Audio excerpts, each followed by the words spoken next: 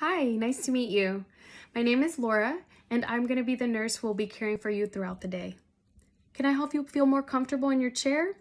We have blankets available as it can be a little chilly around here. We also have several reading options for you to have while you wait.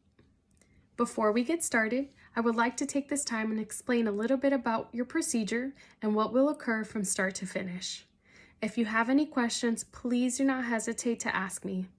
I want to ensure you understand the entire procedure and feel as comfortable as possible. For starters, our main goal today is to remove the identified basal cell carcinoma with very minimal scarring, which is located on your zygomatic, also known as your cheekbone.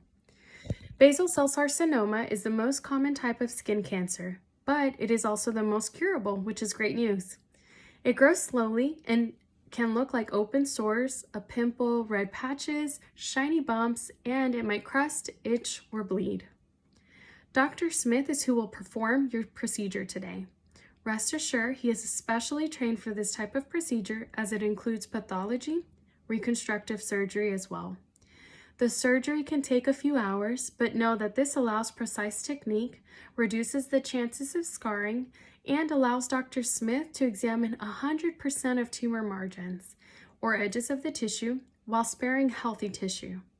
But please note, scarring will depend on how much tissue is extracted and how closely you follow at-home care instructions. Most surgery is done in stages while you wait for lab results on site.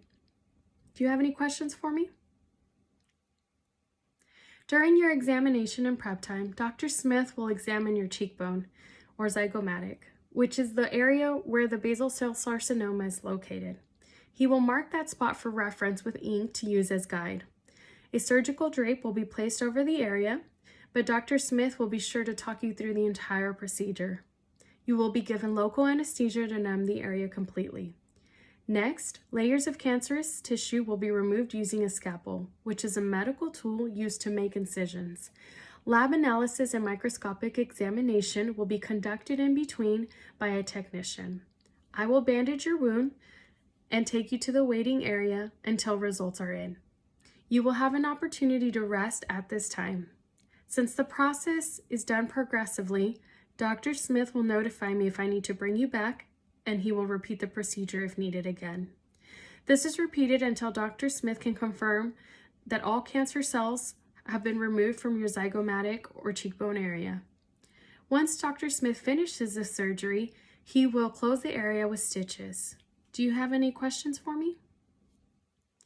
Dr. Smith will provide you with specific post-op instructions and you will receive a bag of aftercare supplies.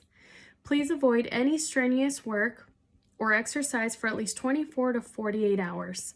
We want to avoid infections at all costs.